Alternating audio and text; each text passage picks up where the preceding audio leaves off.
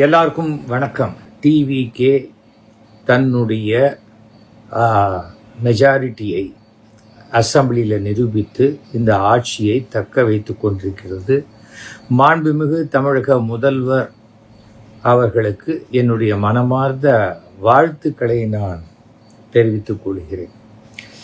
ஏனென்றால் இந்த ஒரு வாரமாக ஆட்சி அமைப்பாங்களா மாட்டாங்களா, இருப்பாங்களா இருக்க மாட்டாங்களா, சப்போர்ட் வருமா வராதா, ஏகப்பட்ட விஷயங்கள் நடைபெற்றது.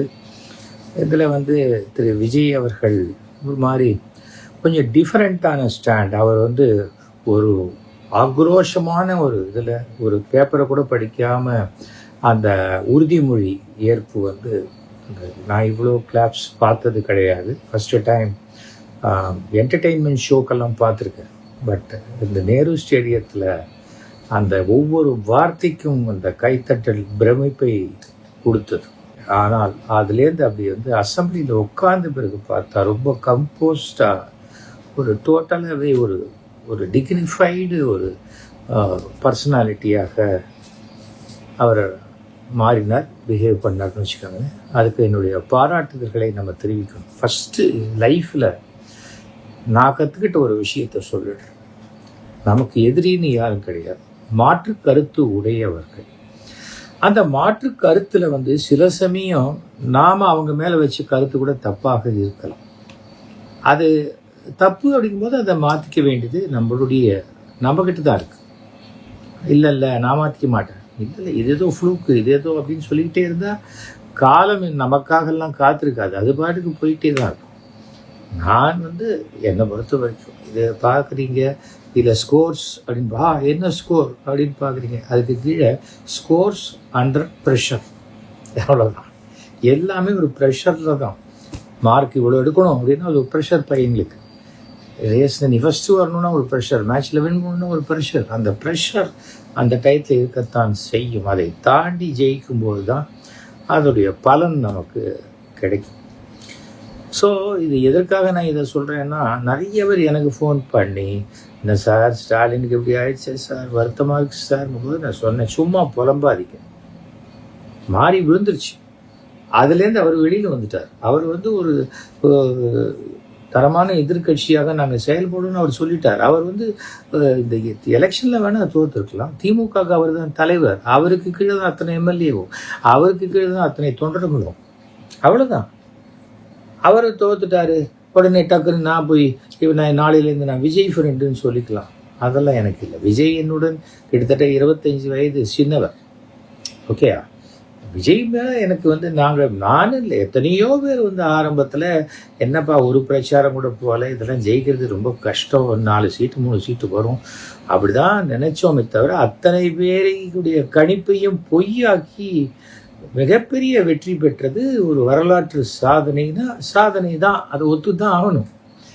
நான் ஒத்துக்க மாட்டேன்னா சரியா வராது. அங்கே ஆந்திராவில் என்டிஆர் பண்ணார் இல்லையா, இங்கே எம்ஜிஆர் பண்ணார். அது மாதிரி அவர் செய்திருக்கிறார், அவ்வளோதான். ஆனால் அவர் தன்னுடைய பேச்சில் சொன்ன ஒரு விஷயம் எனக்கு ரொம்ப பிடிச்சிருந்தது. இங்கே நான் ஒருத்தந்தான் பவர் சென்டர், வேற யாரும் கிடையாதுன்னு சொன்னார். அது 100% உண்மை. ஏனென்றால் அது விஜய் மூஞ்சிக்காக தான் அத்தனை பேருக்கும் ஓட்டு போட்டாங்களே தவிர வேற எந்த செங்கோட்டையன் அது மாதிரி சில பேரை தான் தெரியும். இப்போ இன்றைக்கி ஸ்பீக்கராக இருக்கிறாரு அவர் மாதிரி 2-3 பேரை தவிர பாக்கி யாருடைய முகமும் ஜனங்களுக்கு பரிச்சயமே இல்லை. அந்த விசில் விஜய், அவ்வளோதான். அந்த 2 வி சேர்ந்து 3வது விக்டரியை அவங்களுக்கு கொடுத்துருச்சு. அதனால் விஜய் இனிமேல் யாருக்குமே பயப்பட வேண்டிய அவசியம் இல்லை. இப்போ அதிமுகவில் பாதி பேர் பிரிஞ்சு வெளில போகிறேங்கிறாங்க. இது மாதிரி நீ எத்தனை பேர் வேணால் போட்டோம், விஜய் இருக்கிற வரைக்கும் விஜய் யார் நிற்க வச்சாலும் ஜெயிக்கக்கூடிய ஒரு நிலைமை தான் இருக்கும். காரணம் அந்த விஜய்ங்கிற அந்த நேம், அந்த சின்னம், அதை அவர் ப்ரூவ் பண்ணிட்டார். இந்த தேர்தலில் எல்லாருமே திமுக சொன்னாங்க, அவங்க 1,72,00,000 ஓட்டு தான் வாங்கியிருக்காங்க. ஆனால் அவங்களுக்கு எதிராக 3 கோடி ஓட்டு விழுந்திருக்கு அப்படின்னு சொன்னாங்க. அதே தான். அதாவது மொத்தம் 4,80,00,000 ஓட்டுக்கள் பதிவாயிருக்கு. அந்த 4,80,00,000 ஓட்டில் வந்து டிஎம்கே வாங்கின ஓட்டுக்கு எதிராக டிஎம்கே வந்து 1,19,29,144 ஓட்டு வாங்கியிருக்காங்க அப்படின்னு நினைக்கிறேன். இதெல்லாமே நான் அந்த இதுலேருந்து தான் எடுத்தேன், கூகுள்லேருந்து எடுத்தேன். அதில் பார்த்தீங்கன்னா டிஎம்கேக்கு எதிராக விழுந்த ஓட்டுகள் 3,50,00,000 ஓட்டுகள். அதே போல் அதிமுகவுக்கு எதிராக விழுந்த ஓட்டுகள் 3,70,00,000 ஓட்டுகளுக்கு மேலே. அப்போ யோசிச்சு பாருங்க, எல்லாருக்கும் எதிராகவும் 3 கோடி ஓட்டு விழுந்திருக்கிறது. அந்த 3 கோடி ஓட்டுகளில் கொஞ்சம் குறைச்சலாக வந்திருக்கிறது இருக்கு. ஏனென்றால் இன்றைக்கி பார்த்தீங்கன்னா அது ஈக்குவலாக வந்து நின்றுடுச்சு. 108 கொஞ்சம் இந்த ஒரு 10 பேர் வந்தோடனே 118 அப்படின்னு வந்திருக்கு. இதில் பார்த்தீங்கன்னா வேடிக்கையான ஒரு விஷயம், இந்த டிஎம்கே, ஏடிஎம்கே, டிவிகே மாத்திரம்தான் கோடிகளில் ஓட்டு வாங்கியிருக்காங்க. அந்த கோடிகளில் லட்சத்தில் ஓட்டுகள் வித்தியாசம். அதுக்கு அடுத்தது பார்த்தா நாம் தமிழர் 4% தான் ஓட்டு. அவர் எத்தனை ஓட்டு வாங்கியிருக்காரு? 19,70,311 ஓட்டு. அப்புறம் காங்கிரஸ் அதுக்கு கீழே தான் 3.36. அதில் வந்து பார்த்திங்கன்னா காங்கிரஸ் வாங்கின ஓட்டுகள் நீங்கள் பார்த்திங்கன்னா 16,56,410. அதுக்கும் கீழே பிஜேபி 2.98, 14,64,722 ஓட்டு. இந்த இடத்துல ஒரு விஷயம் சொல்லணும். பிஜேபி நாங்கள் 11%, 16%, 17% இதெல்லாத்தையும் சும்மா வாய்க்கையே சவடால் விட்டுட்டு நீங்கள் அமெரிக்காவில் போய் பதுங்கி உட்காந்துருக்கிறாரு அண்ணாமலை. ஆனால் நான் அன்னிலேருந்து சொல்கிறேன், இந்த பாஜக 3% தாண்டவே இல்லைன்னு. அதுதான் நடந்திருக்கு. இதுதான் உண்மை. வாயில் வந்து வடை சுடுறது அண்ணாமலை மாதிரி ஒருத்தர் பண்ணவே முடியாது. அண்ணாமலை இந்த விஷயத்தில் அன்றைக்கி கோட்டு சூட்டு போட்டுக்கிட்டு விஜய் வித்தியாசமான ஒரு யங்ஸ்டராக ஒரு பதவி ஏற்றுக்கிட்டாரு. இன்றைக்கி கோட் சூட்டில் தான் அவர் ஃபார்மலாக இதுக்கு சட்டமன்றத்துக்கு வரத்துக்கு அவர் போடுறாரு. எப்போ பாரு கோட்டு சூட் போட்டிருக்காரு. அவர் வெள்ளம் வந்ததுன்னா கலைஞர் வந்து வேஷ்யம் அடித்து கட்டிக்கிட்டு வெள்ளத்தில் இறங்கியிருக்காரு, ஸ்டாலின் இறங்கியிருக்காரு. இவர் இப்படி கோட்டு சூட்டோட இறங்குவாரான்னு நக்கல் அடிக்கிறாரு. யார்? இந்த அண்ணாமலை. இதே அண்ணாமலை ஷாணி அல்றதுக்கு நல்ல full pant, white shirt, full pant போட்டுக்கிட்டு அதை லேசாக மடித்து விட்டுட்டு, ஒயிட் ஷர்ட் அப்படி போட்டு அப்படி மடித்து விட்டுட்டு ஒரு துளி அழுக்கு கூட இல்லாத ஷாணி அல்றாரு. ஏன்னா பழைய ஐபிஎஸ் ஆஃபீஸர் இல்லையா? ஷாணி ஆள்றவர் பேண்ட்டும் ஃபுல் ஹேண்ட் ஷர்ட்டும் போட்டுக்கலாமா? அசம்பிளிக்கு போகிறவர் கோட் சூட்டும் போட்டுக்கூடாது. என்ன பைத்தியக்காரத்தனம் இது? எங்கேயாவது தான் பேசுறதெல்லாம் பத்திரிகைக்கு போடுவாங்கங்கிறதுனால என்ன வேணாலும் டெய்லி வியாதிக்காரன் வாந்தி எடுத்த மாதிரி உளர ஆரம்பித்தா லாஃபிங் ஸ்டாக்காக தான் ஆகும். இப்படி அண்ணாமலை பின்னாடி அண்ணாமலை விட்டுருந்தா நாளைக்கே பிரைம் மினிஸ்டர் ஆகிடுவார் அப்படின்னு பேசுகிற பைத்தியங்கள்லாம் இருக்குது. எதுக்கு லாயக் இல்லாத ஒரு ஆள் தான் அண்ணாமலை. அதுக்காக தான் இந்த இடத்துல அவரை பற்றி சொன்னேன். அதுக்கப்புறம் டிஎம்டிகே பிரேமலதா விஜயகாந்த் 1.2% தான்.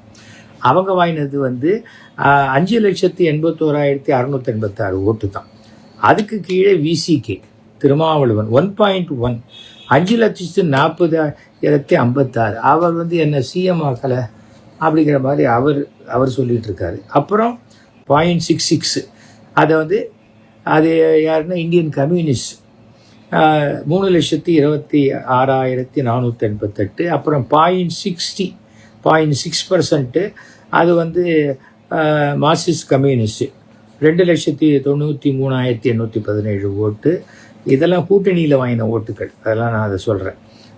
அதுக்கப்புறம் வந்து 0.29% வந்து இந்தியன் முஸ்லீம் லீக் 1,42,000 சொச்சம். இதெல்லாம் தான் வாங்கின ஓட்டுக்கள். இதில் வந்து பார்த்திங்கன்னா DMDK, VCK, communist, Marxist communist இது எல்லாத்தையுமே கூட்டணியில் வாங்கின ஓட்டுக்கள். பிஜேபி கூட்டணியில், இதுவும் பிஜேபி கூட்டணியில் தான் வாங்கினது, தனியாக வாங்கலாம். அதிமுகவுடைய கூட்டணியில் இருந்து வாங்கின ஓட்டு தான் இது.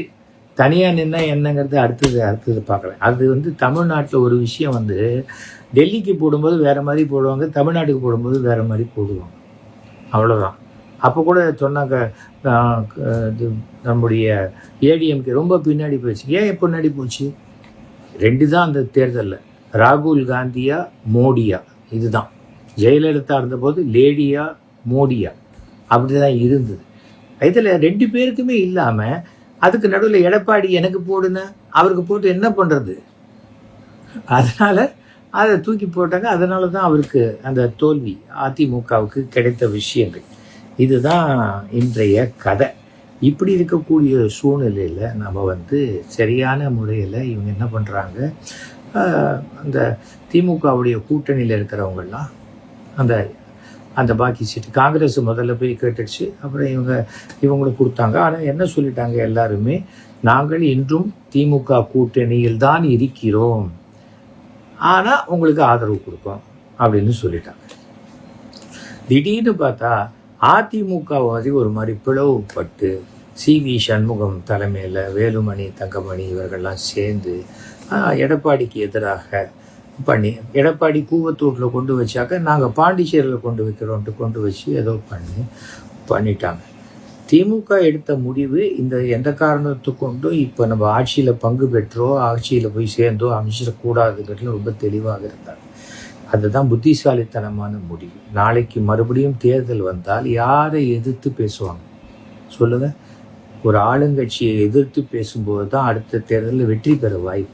நாம் கூடவே ஆளுங்கட்சியை உட்காந்துட்டு அவங்கள சப்போர்ட் பண்ணிட்டு அவங்க தயவுலேயே மந்திரி பதவியெல்லாம் வாங்கிக்கிட்டு எல்லாத்தையும் பண்ணிவிட்டு இந்த குறை இருக்குது அந்த குறை இருக்குன்னா ஜனங்க நம்புவாங்களா?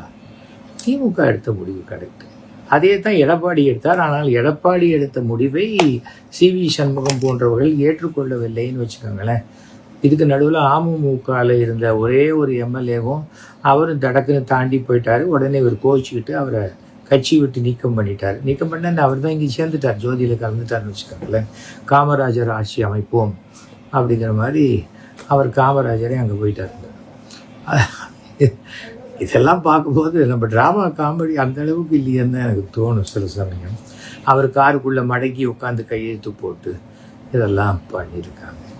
பட் எனக்கு என்ன ஒரு விஷயம் பார்த்தேன், முதலமைச்சராக அதை விஜயை நான் இப்போ தான் இந்த மாதிரியான ஒரு இதில் பார்க்குறேன். சினிமாவில் ஒரு ஆக்டராக டான்ஸராக ஃபைட்டரெல்லாம் பார்த்துருக்கேன். பட் இதில் அவர் எந்த விதமான ரியாக்ஷனையும் எதிர்த்தாப்பில் வர வார்த்தைகள் இந்த பால் வருது அந்த பால் வருது எதுக்கும் ரியாக்ட் பண்ணாமல் இருக்கா.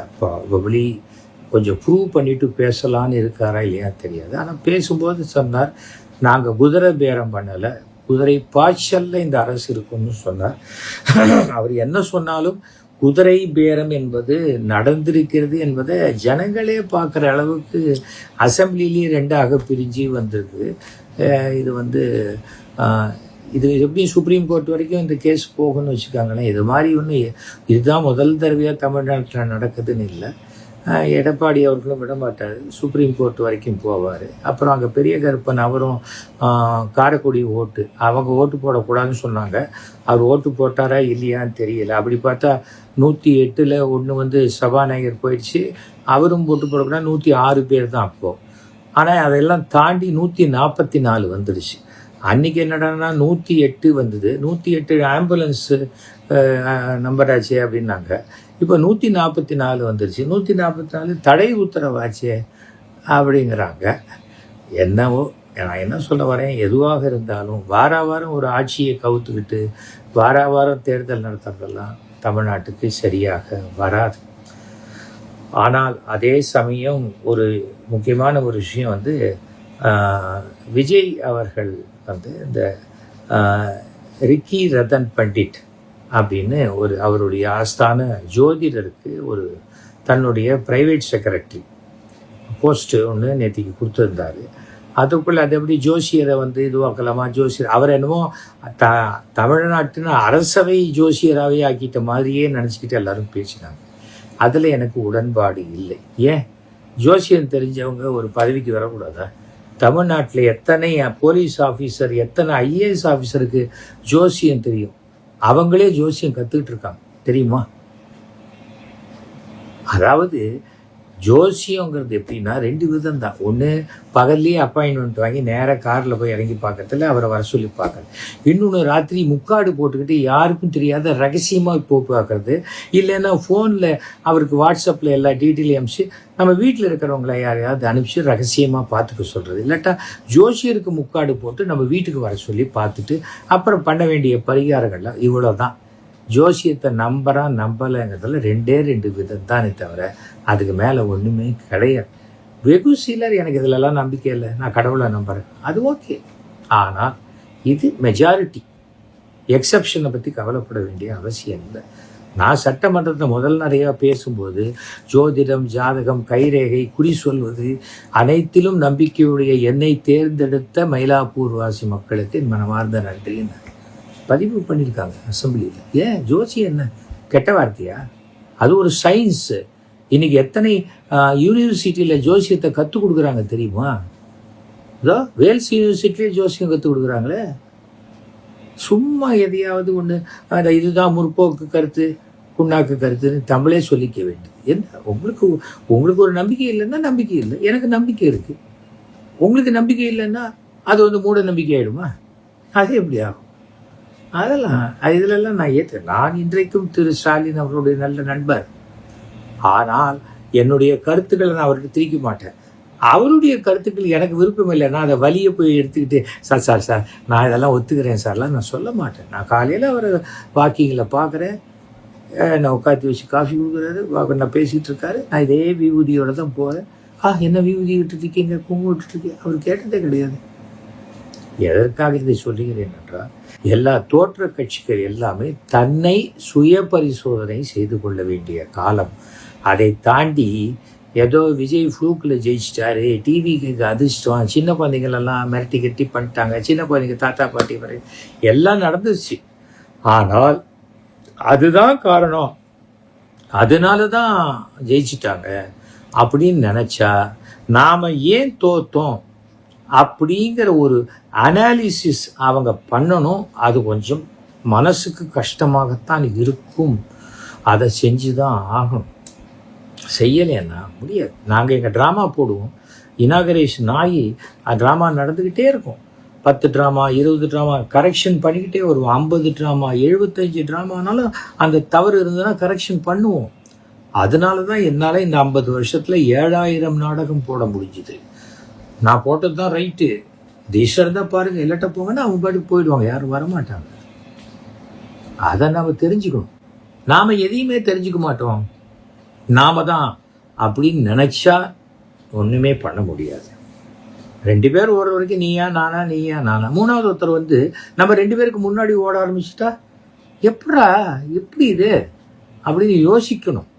யோசித்தால்தான். மனசுக்கு சங்கடமாக இருக்கிற ஒரு விஷயத்தை நான் சொல்லணும். முன்றாநேட்டிக்கு திரு உதயநிதி ஸ்டாலின் அவர்கள் எல்லாத்தையும் பேசினார், ரொம்ப நல்லா பேசினார். ஒரு எதிர்கட்சி தலைவராக என்ன கெத்தாக பேசணுமோ எல்லாமே பேசினார். இன்றைக்கும் அப்படி தான் பேசிட்டு வெளிநடப்பு பண்ணிட்டாங்க. நீங்கள் வெற்றி பெறுங்க, நாங்கள் தடையாக இருக்க மாட்டோம்ட்டு வந்துட்டாங்க வெளியில். ஏன்னா பார்த்துக்கலாம் அப்புறம் அசம்பிளியில். அது நல்ல. ஆனால் நேற்றுக்கு பேசி முடித்த உடனே மக்களை பிரிக்கும் சனாதனத்தை நாங்கள் அழிப்போம்னு இது மறுபடியும் பேசினோம். இது பேசியிருக்க வேண்டாத ஒரு வார்த்தை. ஏனென்றால் நமக்கு ஒரு விஷயம் நம்பிக்கை இல்லை என்றால் அதை அப்படியே விட்டுடும். ஏன்னா அதை பல கோடி பேர் நம்புகிற ஒரு வார்த்தை. நானும் நம்புகிறேன் சனாதனத்தை. ஆனால் எல்லாத்துக்கும் நான் பதில் சொல்லிக்கிட்டே இருக்க மாட்டேன்.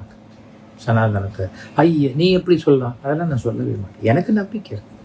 சனாதனத்தை யாராலும் அழிக்க முடியாது. உலகம் இருக்கிற வரைக்கும் சனாதனம் இருக்கும். அது என்னுடைய ஸ்ட்ராங் நம்பிக்கை. அதுக்காக அந்த நம்பிக்கை இல்லாதவங்ககிட்ட போய் இல்லைப்பா நீ எப்படியாவது நம்பணும் நான் சொல்லவே மாட்டேன். ஏனென்றால் இந்து மதம் என்பதே அது ஒரு வாழ்க்கை முறை, தனியாக மதம்லாம் இல்லை, வாழ்க்கை முறை தான் சனாதனமே. நான் ஹிந்துவாக இருப்பேன், யாராவது எனக்கு ஹாப்பி கிறிஸ்மஸ் சொன்னால் நான் பதிலுக்கு ஹாப்பி கிறிஸ்மஸ் அப்படிம்பேன். யாராவது என்கிட்ட ஹாப்பி ரம்ஜான்னா ஹாப்பி ரம்ஜான்பேன். அதுதான் சனாதனம். எல்லாருக்கிட்டையும் நம்ம அவர் கேஷுவலாக போயிட்டு நம்ம என் கருத்து உங்கள் கருத்து உங்கள் கருத்து. இதை நேற்றைக்கு அவர் அசம்பிளியில் இதை பதிவு பண்ணியிருக்கிறது தேவையில்லை என்பது நேற்றுக்கு திருப்பியும் ஏகப்பட்ட ஒரு எனக்கு கிட்டத்தட்ட 500 ஃபோன் கால். என்ன சார் இது, என்ன சார், நான் சொல்லி அவர் சொன்னாரா? அதெல்லாம் ஒன்றுமே கிடையாது. எனக்கு அதெல்லாம் கமலஹாசன் எவ்வளோ பேசுகிறாரு. கமலஹாசன் என் ஃப்ரெண்டு நான் தான் கொஞ்ச நாள் சொல்லிட்டு இருந்தேன். அவர் உங்கள் எஸ் வி சேகர் என் ஃப்ரெண்டுன்னு சொல்லவே இல்லை. ரஜினிகாந்த் அப்படி சொன்னதில்லை. ஆனால் 2 பேரும் நேராக பார்த்தா நல்லா பேசுவாங்க, அவ்வளோதான். அதுக்காக இல்லை நீ என் ஃப்ரெண்டுன்னு சொல்லணும். ஆனால் என் இனிய நண்பர்னு ஒவ்வொரு தடவையும் வாய் நிறைய சொல்கிறது திரு ஸ்டாலின் அவர்கள். ஒரு தந்தைக்குரிய பாசத்தோட கடைசி வரைக்கும் என்கிட்ட பழகினவர் திரு கலைஞர் அவர்கள். அதை நான் மறக்கவும் மாட்டேன், அந்த ஸ்டேஜிலேருந்து மாறவும் மாட்டேன். ஆனால் திமுக தோற்றது கூட எனக்கு பெருசாக தெரியல. என்னுடைய நண்பர் திரு ஸ்டாலின் அவர்கள் தோற்றிருக்க கூடாது அப்படிங்கிறது. அப்புறம் நானும் அனலைஸ் பண்ணி பார்த்துக்கிட்டே வந்தேன், நிறையா பேர்ட்டு பேசினேன். என்னத்துக்குப்பா, ஏன்ப்பா ஓட்டுவோம்? இல்லை சார், என்ன சார் 2 பேர் மாறி மாறி ஆண்டுக்கிட்டு இருக்காங்க அப்படின்னு என்னுடைய சமுதாய மக்கள்கிட்ட பேசுவேன். ஆமாம், 60 வருஷமாச்சு, நம்மளை என்ன வாழ விட்டாங்க? ஒன்று வாழ விடலை, ஒன்றுமே பண்ணலை. ஜெயலலிதா இருக்கிற வரைக்குமாவது ஒரு 2 பேருக்கு சீட்டு கொடுத்தாங்க. அப்புறம் வேறு என்ன பண்ணாங்க? இன்றைக்கி ஒருவேளை சாப்பாட்டுக்கு கஷ்டப்படுற 10 லட்சம் பிராமணன் தமிழ்நாட்டில் இருக்காங்க, அவங்களுக்கு என்ன பண்ணிட்டாங்க? அவங்கெல்லாம் பெரிய பென்ஸ் காரில் போகிறவங்களா? ஒரு வேளை சாப்பாட்டுக்கு கஷ்டப்பட ரேஷன் அரிசியை வச்சுக்கிட்டு இருக்கிறவங்க, அவங்களுக்கு ஏதாவது பண்ணியிருக்கலாம்ல.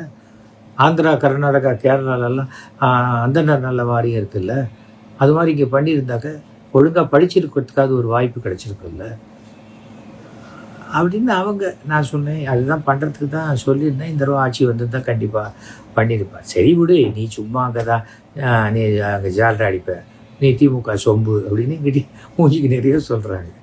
இது சொம்பா டம்ளராக நமக்கு என்ன இருக்குது சொல்லுங்கள்.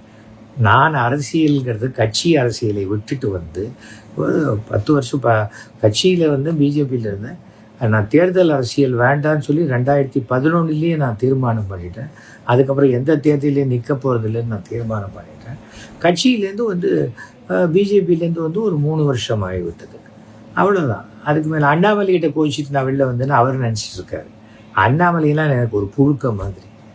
நான் மோடியோடைய ஒரு இதுக்காக மோடி கூப்பிட்டாருன்னு வந்தேன். இங்கே பார்த்தா அண்ணாமலை மாதிரி இந்த மாதிரி ஆட்கள்கிட்ட இருக்க ஒரு கட்சி மாட்டிக்கிச்சு.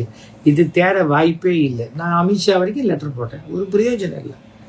இப்போ தெரியுமா அமித்ஷாக்கு இந்த 3% மேலே தாண்டாதுன்னு? அவருக்கு தான் இங்கே அட்வைஸ் பண்ணுறதுக்கு குருமூர்த்தி இருக்கார்ல, அவர் சொல்ல மாட்டாரா? அவர் யார்? தமிழ்நாட்டில் இருக்கிற அத்தனை பேரோடையும் அவர் புத்திசாலி இல்லையா குருமூர்த்தி? அதுக்காக சொல்கிறேன். எனக்கு அரசியலை நம்பியெல்லாம் நான் ஒரு வேளை சோறு கொடுத்துக்கிறலாம் நான் இல்லை. நான் என் உழைப்பில் வாழ்க்கையில் முன்னுக்கு வந்தேன். நான் நட்புக்கு மட்டும்தான் மரியாதை கொடுப்பேன். மோடி என்னை ஃப்ரெண்டுன்னு கூப்பிட்டாரு, அதனால நான் போனேன். கடைசியில் பார்த்தா இங்கே கேசவ விநாயகா, அண்ணாமலை, இது நம்மளுடைய 7 முறை தோத்த நம்முடைய தமிழிசை சவுந்தரராஜன், இந்த மாதிரி ஆட்கள் இருக்கிற வரைக்கும் தமிழ்நாடு பாஜக உருப்படாது. அதனால் நான் எதையுமே எதிர்பார்க்கல. யாராவது கவர்னராக இருந்துட்டு எம்எல்ஏ சீட்டுக்கு நிற்பாங்களே, ஆனால் நான் கொஞ்சம் கூட கூச்சமே கிடையாது தமிழிசை சவுந்தரராஜன் அவர்களுக்கு. கண்டிப்பாக பாருங்கள், அடுத்த கார்பரேஷன் எலெக்ஷனில் கவுன்சிலர் போஸ்ட்டுக்கு நிற்பாங்க. ஆனால் அதுலேயும் தோப்பாங்க. அது அவங்க ராசி. என்ன பண்ண முடியும் சொல்லுங்கள்? இந்த தேர்தலை பொறுத்த வரைக்கும் அந்த ஜோதிடர் ரத்தன் பண்டிட்டுக்கு நேற்றுக்கு கொடுத்த அப்பாயின்மெண்ட்டை இன்றைக்கி ரிவோக் பண்ணிட்டார். 2 விஷயம் நான் இதில் பார்க்குறேன். எல்லாம் இத்தனை பேர் எதிர்க்கிறாங்க, இது எதுக்கு நம்ம கொடுக்கணும் அப்படின்ட்டு எடுத்த ஒரு நல்ல பெருந்தன்மை. நான் கொடுத்தேன், அது என்னோட பவர்.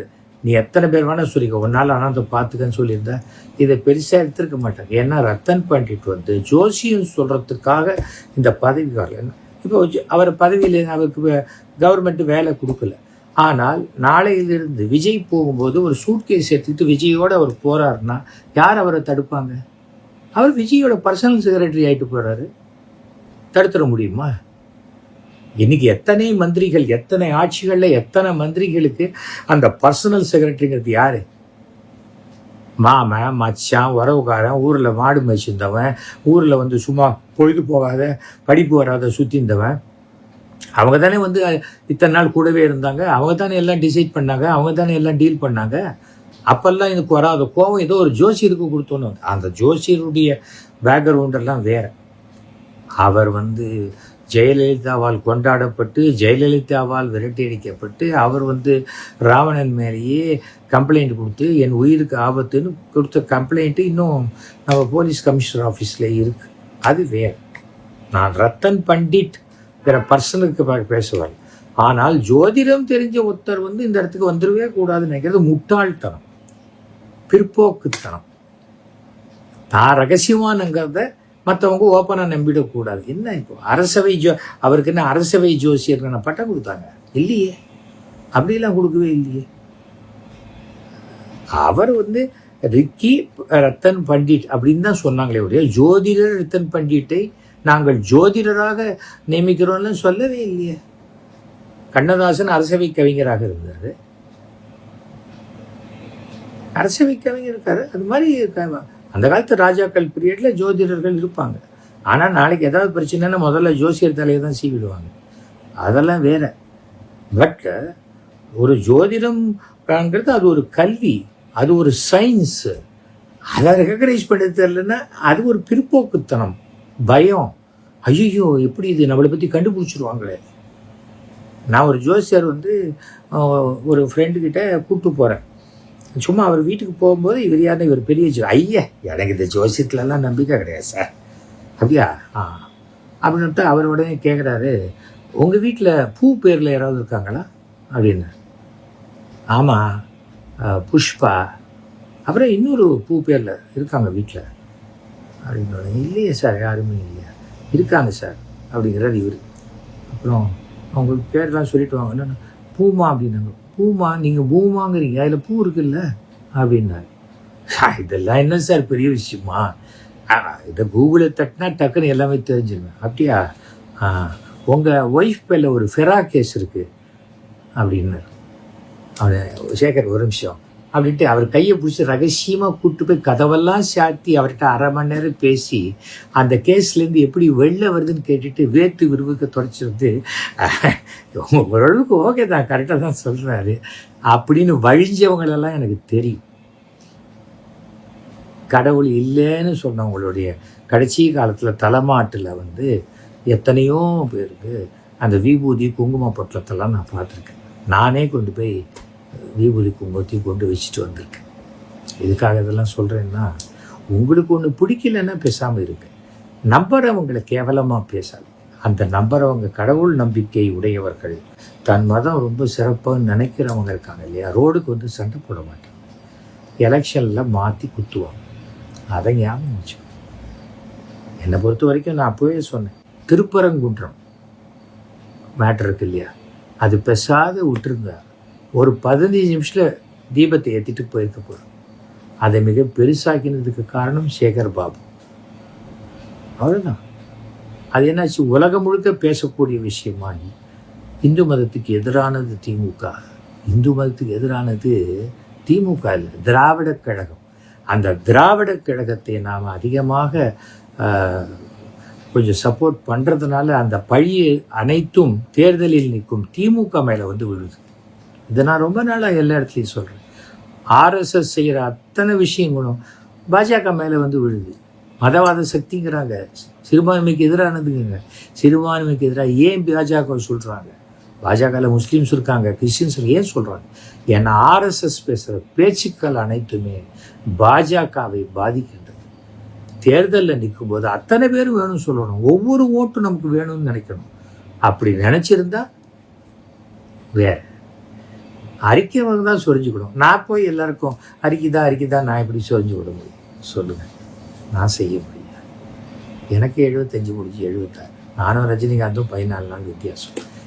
எனக்கு நல்ல பீஸ்ஃபுல் லைஃப், என்னுடைய குடும்பம், கடன் இல்லாத வாழ்க்கை, முடிஞ்சால் அடுத்தவங்களுக்கு தேவைப்படுறவங்களுக்கு முடிஞ்ச உதவி, வருஷத்துக்கு ஒரு 10லேருந்து 20 லட்ச ரூபா வரைக்கும் ஏழைகளுடைய கல்வி செலவுக்கு, கல்விக்காக கொடுக்குறது, கண் ஆப்ரேஷனுக்காக கொடுக்குறது, அனாதை பணங்களை அடக்கம் செய்யறது, இதெல்லாம் நான் பண்ணிட்டு சந்தோஷமாக இருக்கேன்.